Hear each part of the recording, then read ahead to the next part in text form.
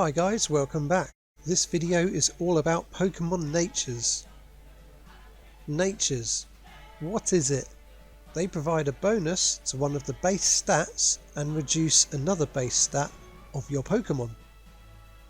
The only stat that isn't affected by nature is HP, the amount of hit points a Pokemon has. The bonus and reduction are 10% of the base stat in question.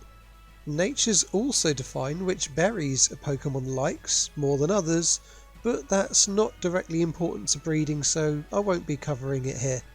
Before we get further into this, let's actually point out what each base stat does. Since Gen 2, Pokemon have 6 base stats: HP, Attack, Defense, Speed, Special Defense, and Special Attack. HP allocates how many hit points a Pokemon has. That is actually the only stat that won't be changed by these natures. Attack dictates how hard a Pokemon can hit with a physical move like a punch. Usually this move makes contact with the other Pokemon, although moves like Earthquake are physical moves but don't make the Pokemon touch each other. Defense is how well a Pokemon deals with a physical attacking move being dealt to it. Steelix has a crazy 200 base stat for defense. This means it won't lose much of its HP when hit by a physical attacking move. Speed is an easy one. The fastest Pokemon goes first each turn. A Pokemon with 100 speed faces a Pokemon with 50 speed. The 100 speed Pokemon takes its go first. This is useful because you could be facing a Pokemon that could beat you in one hit, and you might beat it in one hit. You'll go first and take it down before it can hit you. Special Attack is how hard a Pokemon can hit with a non-contact move. Alakazam has a really high Special Attack stat of 135, meaning it hits pretty hard with non-contact moves, but only 50 in attack, meaning it would do very little damage if it was to actually punch something. Luckily for Alakazam, most psychic moves are based around non-contact moves, which suits it. Special defense is how well a Pokemon can take a special attack. The Steelix from earlier can tank a few hard hits of physical moves from its opponent using its attack stats, but has a really low special defense. If you're facing a Steelix, use a move that targets its special defense stat instead of its defense stat. That's its weakness, assuming you have a Pokemon that can actually do that. As always, there are some exceptions to all of this. Psyshock is a special attack move, but uses an impact to hit the other Pokemon, and uses its defense stat to decide how much damage was taken instead of its special defense. There are exceptions to almost every rule. Now we've established what the stats do, let's talk about why natures matter. If I have a Blissey with a naive nature, it gets a bonus to speed and a reduction in its special defense. This gives her an extra 5.5 on her 55 speed and takes away 13.5 from her special defense. For me, this doesn't actually make much sense. 60.5 speed isn't going to outspeed many things, and the whole point of a Blissey in a battle isn't to get in there first and strike the opponent. Blissey's special defense is really good too, I don't want to ruin that. This is where I would need to decide what I want to improve for my Blissey and what I am willing to sacrifice.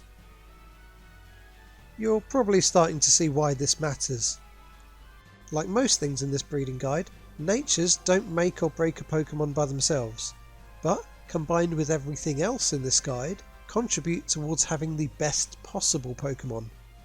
If I have a Snorlax with a timid nature, it gets a bonus to its speed and a reduction in attack. This gives her an extra 3 on the 30 base speed and takes away 11 from her attack. That's a tiny gain in speed for a big loss on attack. That extra 3 speed will do nothing. 33 is not going to outspeed anything else anyway. so I might as well sacrifice speed to make it 27. That's not going to make much difference in 99% of the battles it will face. In fact, I might do this on purpose to make my Snorlax as slow as possible. Some people do this and build a team around being incredibly slow. Combined with a 0 IV on speed, IVs are covered in another video in this series, this could make a Trick Room team. This makes slower Pokemon move first instead of faster Pokemon. This is really good for Pokemon that have all of their points in things like attack or special attack and are incredibly slow, because Trick Room makes them act like they are the faster Pokemon on the field. I'm effectively getting a speed stat raised massively for free in a Pokemon that has all its other stats quite high. Something like Tyranitar is another example. It has great base stats, but is a bit slow. If we use Trick Team, it acts like it's actually one of the faster Pokemon. Anyway, back to my Snorlax. A lot of other trainers choose to lose special attack for 10% for Snorlax because it's not a great special attack, and then I can easily choose physical attacks instead of special attacks anyway. But I'm lowering that speed stat. I have a choice now. I can either raise Snorlax defense stat to make it take a physical hit better, or I can raise its attack to go on the offensive. In fairness, the 110 attack is pretty decent already, and the 65 defense is quite low, so I want to help it out a bit with the defense. Looking at this chart, I can see that I want a relaxed Snorlax. This will lower speed by 3 and raise defense by 6.5. That's not amazing, but it's better than nothing. How do I get it? Now I've decided that I want a relaxed nature, I can set about getting it for my Snorlax. There's several ways to do this. 1. I can get a Pokemon with the Synchronize ability.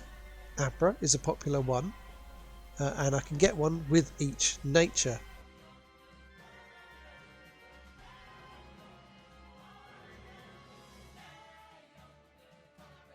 2. I could catch a Ditto with each nature to pass on the nature I want.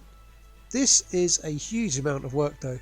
3. I could find another Pokemon I have that is in the same egg group and is relaxed. Or 4. Keep breeding Snorlax until I have one that is relaxed. I'm going with 3. Find a Pokemon with that nature that is compatible. I'm going with 3. Find a Pokemon with that ability and is compatible. You probably noticed I said that you can pass down natures. If you just put 2 compatible Pokemon in the daycare and breed them, you'll get random natures. What guarantees a nature is giving the Pokemon an Everstone. This means the eggs will definitely get that nature. I have a relaxed Slowbro, and that is in the same egg group as Snorlax, the monster egg group. It's a female Slowbro though, so I'll give her an Everstone and breed her with a Ditto until I get a male Slowbro. It will have the relaxed nature because of the Everstone.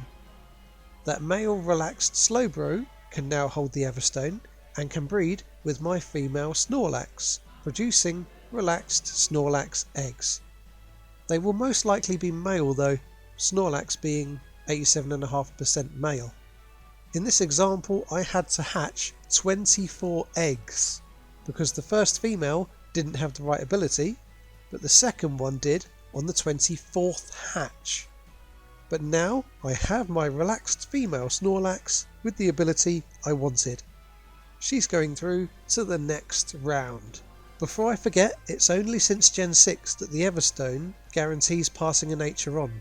Prior to that, it's more specific and awkward and depends on what game you're playing. Rather than list every single possibility, I will link to a page in the description to check what the odds are for the game you are playing. It had to be more difficult, right? Anyway, thanks for watching, and I'll see you in the next video to learn about egg moves.